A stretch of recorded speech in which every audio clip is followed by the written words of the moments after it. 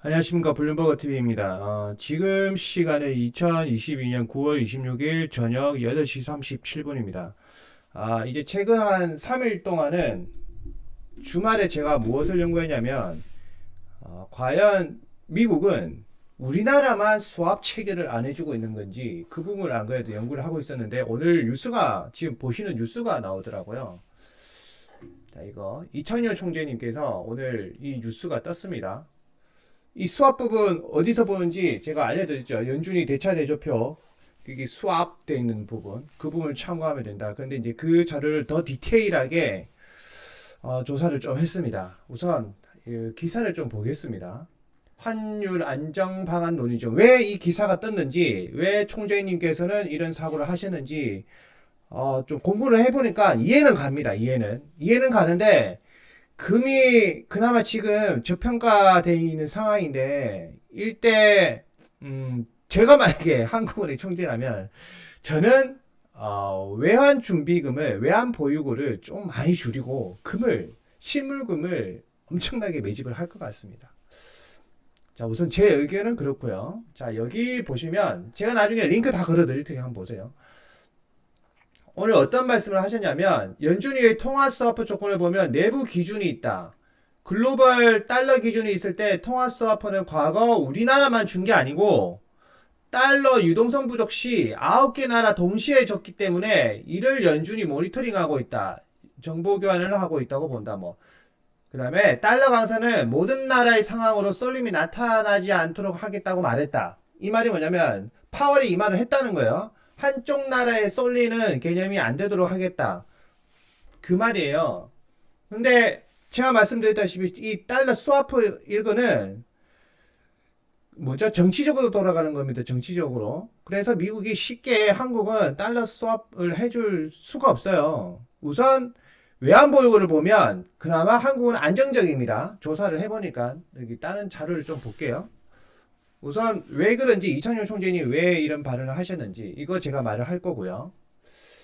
그 다음에 저번에 말씀드렸다시피 이탈리아에서 뭐죠? 구구 총리가 나타난다. 이 구구 총리의 핵심은 뭐냐? 탈유로화, 제2의 영국이 되는 거죠. 이탈리아가.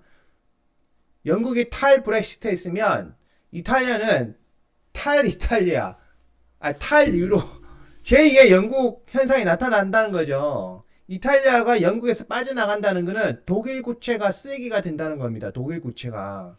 이해가 되세요? 이게 파고 효과가 엄청나게 큰 겁니다. 이 사람이 총리가 딱 되는 순간 어떻게 돼요? 구구단체는 어떤 성향이 있냐? 러시아 쪽 성향을 많이 띱니다. 옛날부터. 옛날 세계대전 터졌을 때 이탈리아는 누구 편이었죠? 미국 편이 아니었습니다. 구소련 편이었어요. 구소련 편. 그 성향이 나타난다는 거죠. 이제부터. 그리고 유로존은 더 붕괴가 되고. 이탈리아는 그러면 유로존의 빚을 지고 있는 채권에 대해서 변제하려고 노력을 할까요? 아니면 배째 이럴까요? 저는 배째 이럴 것이라고 생각합니다. 그럼 이탈리아가 발행한 국채는 어떻게 되겠죠? 쓰레기가 되겠죠? 쓰레기가 된다는 거는 채권이 어떻게 됩니까? 그리고 유로존, 이탈리아의 최대 채권자인 독일은 어떻게 됩니까? 독일이 엄청나게 이탈리아한테 돈을 빌려줬는데, 맞죠? 안 봐도 매크로는 유럽의 큰 그림을 안 봐도 그냥 암흑 그 자체가 되는 겁니다. 암흑 그 자체. 자, 이거 알려드렸고.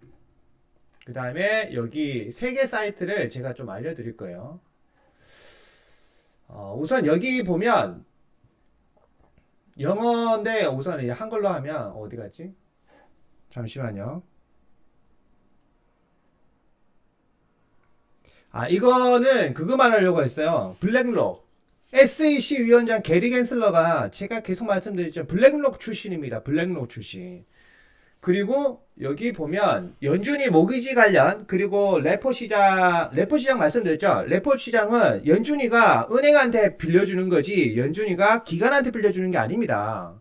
다이렉트로 빌려주는 게 아니라 원래 레포 시장은 연준이가 은행한테 빌려주는 거예요. 그런데 그 뉴스에서는 연준이가 기관한테 빌려준다 이 말이 뭐냐면 연준이가 은행한테 빌려주면 은행과 은행 간의 거래란 말이에요. 근데 현실적으로는 겉으로는 은행과 은행 간의 거래가 레포 시장이지만 그 은행 뒤에 누가 있냐?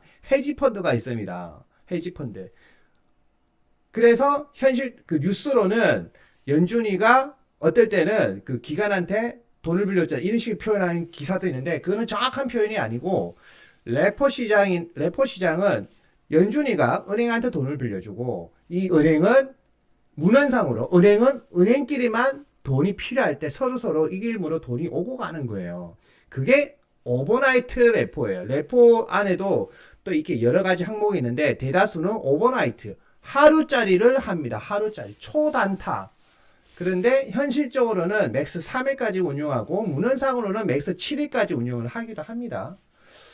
그 부분을 알고 계시고 자, 지금 보여드린 거는 블랙록을 잘 알아야 된다. 블랙록. 게리 겐슬러도 SEC 위원장 게리 겐슬러도 블랙록이고 여기 보면 뉴욕 연준이 사이트입니다. 뉴욕 연준이 사이트를 좀 조사를 하니까 이런 내용이 나옵니다. 공급업체 뭐 이렇게 해서 여기 보면 상업용 그 자금 조달 실사 CPFF 이거에 대해서는 투자 자문사가 어디고 여기 보면 공급업체 여기 나와 있죠. 해밀턴 LLP라는 데가 뭐 있는가 봐요. 그 다음에 그 기업 신용시설 PMCCF 이거에 대해서는 블랙록이 조사를 해보니까 모기지 이것도 블랙록이 조금 이렇게 많이 건드리고 있더라고요. 그 다음에 여기도 보면 SMCCF 2차 시장 기업 신용시설 이거에 대해서도 블랙록이 자문을 하고 있죠. 그 다음에 여기 보면 자산담보부증권 TALF에 대해서는 뱅크 오브 뉴욕 델론 뭐 하여튼 이런 곳이 있네요. 그 다음에 여기 상업용 모기지 담보부증권 이것도 블랙록입니다. 블랙록 자문사가. 그 다음에 유동성 부분 MLF 이 상품 이거에 대해서도 좀 다양하게 있네요. 그런데 여기에는 보니까 블랙록은 안 보입니다. 그리고 다른 자료도 조사를 해보니까 블랙록이 생각 외로 2025년 5월까지 그 연준이하고 손을 좀 많이 잡았습니다. 왜 그럴까 생각을 해보니까 SEC 위원장이 게리 겐슬러라서 정치적으로 좀 많이 쉽게 말하면 오다를 주지 않았나 그런 생각을 해봅니다. 이건 그거 알려드리려고 말한 거고요. 세부적으로. 그 다음에 이거는 뭐냐면 그 뉴욕 연준이 사이트에 들어가시면 여러분들이 그 수합 체계를 어떻게 되어 있는지 알 수 있어요. 조금 전에 이창용 총재님 이 부분 안 그래도 이제 제가 연구를 하고 있으니 이 뉴스가 뜨더라고요. 그래서 영상 만드는 거예요. 자, 이 사이트 제가 링크를 해놓으면 이 당연히 영어예요. 어떻게 하냐면 여러분들이 날짜를 선택하시고 2025년 전에 2015년 9월 9일부터 2023년 9월 30일까지 이렇게 해서 검색을 쭉 하면 국가가 쭉 뜹니다. 국가가 수합 체결이 어떻게 되어 있는지 그게 뜹니다. 이 뜨고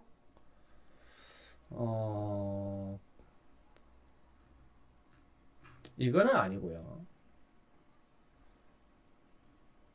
그 다음에 조금 전에 거는 수학 관련 조사하는 거고 그 다음에 뉴욕 원준이 사이트에 들어가시 왜 안 보이고 이거 보시면 이거는 제가 왜 보여드리냐면 미국이 생각하는 그 다른 나라 국가에 대해서 어느 나라를 더 중요시 생각하고 외환 미국 달러 말고 다른 나라의 그 화폐나 채권을 많이 가지고 있는지 그거를 보면 미국 입장에서 바라보는 다른 나라의 중요도가 나오겠죠. 많이 가지고 있는 나라일수록 미국이 중요하게 생각한다라고 생각하겠죠. 자, 여기 보면 우선 여기 보시면 유로 표시 자산 있죠. 유로 표시 자산 보면 이 숫자가 11920.3 이 수치가 뭐냐면 이거 더하기 이거를 하면 이 수치가 나옵니다. 아시겠죠? 그러니까 유로 표시된 그 현금이 그러니까 유로로 표시된 그냥 유로라고 유로화라고 할게요. 유로화가 이만큼 있다는 거예요. 지금 연준이가. 그 다음에 그 유로에 있는 채권, 독일 국채, 유로에 있죠. 독일 국채, 프랑스 국채, 네덜란드 국채 이 세 개 나라에 대한 국채를 가지고 있고 그 중에서 생각외로 프랑스가 그 비율이 많이 차지하고 있습니다. 프랑스 국채가 2864만큼 돼 있고, 네덜란드 국채는 1306만큼 돼 있고, 독일 국채는 777만큼 되어 있습니다. 우리가 생각하는 것보다, 제가 생각했을 때는 독일 국채를 많이 가지고 있을 거라 생각했는데, 프랑스 국채를 많이 가지고 있습니다. 그 다음에, 이건 알려드렸죠.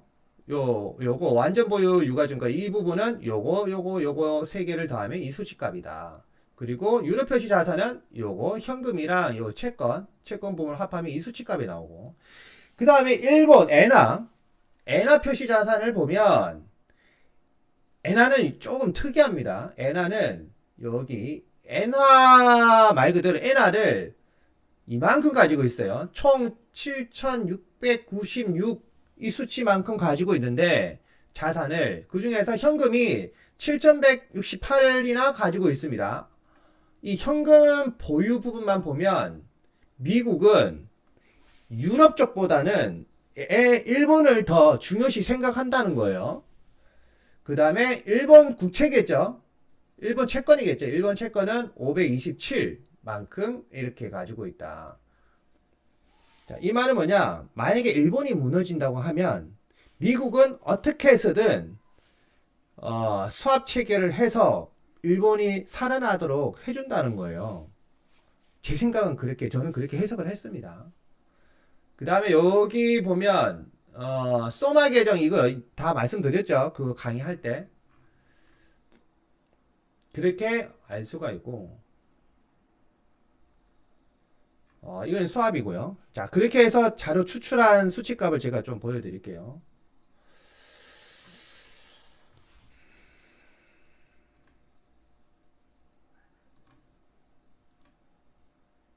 우선은 연준이가 그거 잠시만요. 이 말 하려고 했어요. 지금 이것부터 설명드릴게요. 이거는 수압이에요, 수압. 여기 있죠. 이 사이트, 여기 뉴욕 연준이 사이트 들어가서 다운받으시면 돼요. 엑셀로. 다운받으시면 이렇게 나옵니다. 이거를 제가 필터를 걸어놨어요. 필터를 걸어놨는데, 여기 보면 해당 국가예요. 해당 국가고, 여기 보면 한국도 있어요. 뱅크 오브 코리아 있죠. 뱅크 오브 코리아를 딱 클릭을 해보니까 스왑 트레이딩이 언제 됐는지 보면 이렇게 돼 있어요. 2020년도에. 맞죠? 근데 이게 보면 기간이 83일 이렇게 짧게 되어 있습니다. 제가 모르는 어떤 정보가 있는지 모르겠지만 어쨌든 이 수합 체결된 거를 이렇게 계속 연장을 했단 말이에요. 이 부분 참고를 하시고. 근데 이게 다예요. 중요한 건 한국에 대해서는 이게 답니다. 이게 다고. 그러나 전체적으로 보시면 이게 최근 날짜거든요. 최근 날짜를 보면 다른 나라에 대해서 수합 체결을 안 해주는 게 아니에요. 계속 지속적으로 해주고 있습니다. 지금 이게 보면 최근이거든요. 여기 유럽, 영국, 그 다음에 유럽, 스위스 맞죠? 일본도 수합 지금 계속 돈을 빌려주고 있단 말이에요. 빌려주고 유럽 맞죠? 아무래도 여기 보시면 이천현 총재님이 말씀하신 대로 한국보다는 유럽 쪽이 많이 급하니까 유럽 쪽으로 지금 수합 체결을 계속 해주고 있는 그런 모습을 볼 수 있습니다. 여기 보면 다 유럽이죠. 지금 2022년 5월 보면 다 유럽이잖아요. 유럽이랑 영국. 영국 같은 경우는 탈 블랙시트 때문에 해준 거고, 그 다음에 일본 같은 경우는 YCC 컨트롤 정책 쓰면서 일본 엔화가 쓰레기가 되면서 해준 듯 합니다. 그럼 한국에 대해서는 왜 아직 안 해줬냐? 제가 그거를 또 설명을 드릴게요. 저도 그게 궁금해 조사를 했거든요. 우선은 금 보유량에 대해서 제가 설명해 드릴게요. 순수 금 보유량만 보면 이게 2022년 6월달 기준입니다. 6월달 기준으로 한국은 104톤이 있습니다. 104톤 그냥 있다고 할게요. 소수점 뒤에 두 자리 빼고 104톤을 지금 보유하고 있고 전 세계에서 37번째로 금은 많습니다. 근데 여기 보면 외환 준비금도 생각외로 외환 준비금이 압도적으로 우리나라가 많아요. 자, 우선은 여기 보시면 이게 중요합니다. 외환 준비금 대비 금을 얼마나 보유하고 있냐. 외환준비금 대비 금 보유량. 이게 중요한 거예요. 외환준비금은 많은데 만약에 08년대처럼 리먼 사태가 빵 터지잖아요. 그러면 이 외환이 갑자기 쓰레기가 돼버리거나 어떤 문제가 생기면 어떻게 됩니까? 외환 보유고가 갑자기 급격하게 줄어들어야 되는 그런 상황이 터질 수도 있잖아요. 그럴 때 금으로 방어를 해야 되는데 그때는 어떻게 할 거냐 이거죠. 지금 현재 외환 보유고, 외환 준비금 똑같은 말이에요. 이 외환 보유고는 아주 좋습니다. 한국이. 그런데 만약에 이 외환 보유고가 갑자기 급격하게 줄어드는 그런 시기도 분명히 다가옵니다. 얼마 안 남았습니다. 그럴 때는 금으로 해지를 해야 되는데 이 외환 준비금 대비 금이 1.36%밖에 없습니다. 이게 문제예요. 그래서 제가 그 조금 전에 맨 처음에 제가 만약에 이창용 총재님이라면, 제가 만약에 한국은행장이라면, 저는 금값이 올해 1650달러, 1온스당 1650달러가 바닥이라고 생각합니다. 예전에 그 카카오빵 운영할 때 JP모건 내부 자료 제가 어렵게 구해와서 살짝 보여드렸죠. 저는 이런 거 많이 본다고. 그 자료도 그렇고 지금 거의 금 가격이 1온스당 1650달러 선이면 거의 바닥인데, 제가 이창용 총재님이라면 저는 지금 이 외환 보유고 또는 외환 준비금 이거를 대폭 줄여서 금 매집에 열을 올리겠습니다. 한국의 문제는 외환 준비금 대비 금 보유량이 너무 없습니다. 이게 문제인 거예요. 급격한 위기 상황에 한국의 대통령력은 거의 쓰레기급이라는 거예요. 쓰레기급. 자, 그리고 자, 여기 보면 이 순서가 뭐냐면 금을 많이 가지고 있는 나라 순서로 제가 이렇게 내림차순에서 해놓은 거예요. 말 그대로 금을 많이 가지고 있다는 거죠. 기축통화의 요건을 가지고 있는 나라. 자, 보시면 첫 번째 금은 미국은 금을 8,133톤 2022년 6월 기준으로 8,133톤을 가지고 있고, 두 번째 독일이 3,355톤 가지고 있고, 이탈리아는 2,451톤이나 가지고 있네요. 자, 그리고 여기 색깔 제가 이 주황 색깔로 클릭해 놓은 나라 있죠. 참고적으로 일본은 545톤이에요. 545톤이고 외환 준비금은 압도적으로 엄청납니다. 외환 준비금 대비 일본도 금 보유량은 한 3.7%밖에 안 됩니다. 우리는 이거보다 더 작죠. 자, 하나 더 알려드릴 거는 일본의 외환 준비금을 이 단위 자체가 레벨이 틀립니다. 이게. 자, 잘 보세요. 한국은 소수점 2개에서 끝나죠. 일본은 소수점 3개 넘어갑니다. 우리나라 3배예요. 3배. 여러분들은 엔화가 지금 쓰레기가 돼가고 있으니까 일본 망했네 이런 뉴스를 많이 보시지만 일본의 저력은 엄청납니다. 일본은 현재 해외 투자가 엄청나게 천문학적으로 되어 있습니다. 조사를 해보면. 그럼 그 돈이 일본 자국으로 만약에 쫙 들어오잖아요. 그러면 금방 잃었습니다. 엔화는 폭등해버리고요.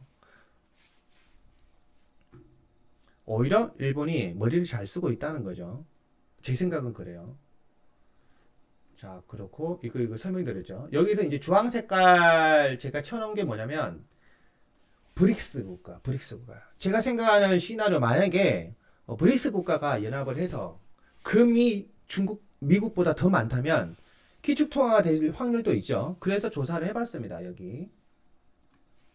자, 이렇게 조사를 해봤습니다. 미국 같은 경우는 금이 8,133톤 가지고 있고요. 그 다음에 브릭스, 러시아, 중국, 인도, 사우디도 이제 브릭스 가입하려고 하고 있죠. 그 다음에 이라크는 여기 사이트에 보니까 이란이 금을 얼마나 가지고 있는지 그 데이터 값이 없어요. 그래서 이란 대신에 이라크를 넣어놨어요. 이라크 넣어놨고, 브라질, 남아프리카 공화국은 원래 브릭스고, 이렇게 쭉 하면 5,724톤이 나옵니다. 5,724톤. 이것만, 이 주황 색깔만. 그런데 여기서 중요한 거, 이탈리아의 이번에 구구 정치, 그 여성 구구 구구 세력 그 정치인이 이제 총리가 되잖아요. 볼 것 없이 이건 100% 총리가 돼요.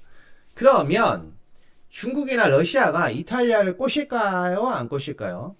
탈유로 하면 저는 꼬신다고 생각합니다. 당장은 아니겠지만 그러면 한 뭐 3년, 4년 아니면 5년 뒤에라도 이 여성 총리가 그대로 극우 성향을 쭉 이어가고 그 다음에도 또 총리가 되고 이런 문제점이 생기면 결국에는 이탈리아의 군까지 같이 합해야 됩니다. 합해야 돼. 자, 이렇게 합하니까 어떤 숫자가 나오냐? 미국을 이겨버립니다. 미국을. 이게 이 국가가 연합을 해서 하나의 통화화폐를 만들죠. 제가 그 통화화폐 어떻게 된다 그것도 강의 다 했죠. 그렇게 되면 미국을 이겨버리는 거예요. 기축통화 지위를 미국 대신 가져가는 거예요. 이네들이 연합만 잘하면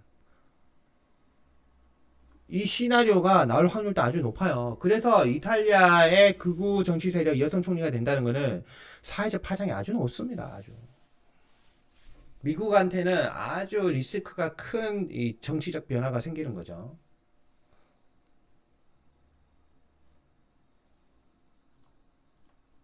자, 우선 그리고 이제 하나 또 보여드릴게요. 중국. 자, 중국 보면 중국 외환준비금 대비 금 보유량을 한번 볼게요. 금 보유량을 보면 이거 3.51%예요. 3.51이면 보통 일본이랑 거의 비슷하죠. 일본이랑. 이게 뭐냐면 그 금 보유량이 낮다는 거. 준비금 대신 금 보유량이 낮다는 거는 과거 IMF나 대외 리스크, 국제적으로 어떤 큰 리스크가 빵 터져서 이 화폐 가치가 쓰레기 됐을 때 결국에는 금으로만 버티는데 국가 지표가 그럴 때 부도나이가 있으라는 거예요. 맞죠? 그 부분이에요. 그 부분. 리스크에 취약하다. 리스크에. 거기다가 정치적으로 미국과도 손을 잡은 것도 아니죠. 근데 일본도 리스크에 취약한데 그나마 정치적으로는 친미적 성향을 띠죠. 아주 친미적이죠. 한국은 뭐 말이 필요 없고요. 한국은 그냥 대외 충격 한번 오면 그냥 휘청거리는 겁니다. 휘청거리는 거.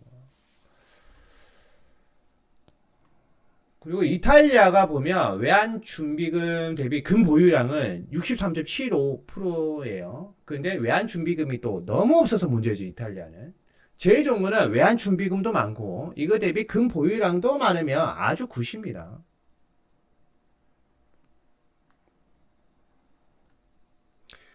자, 그 다음에 미국 같은 경우를 보면 미국은 생각 외로 외환준비금이 많이 없죠. 왜 그럴까요? 기축통화니까요. 기축통화니까. 외환준비금이 많이 필요가 없죠. 그냥 돈 찍어내버리면 되니까. 맞죠?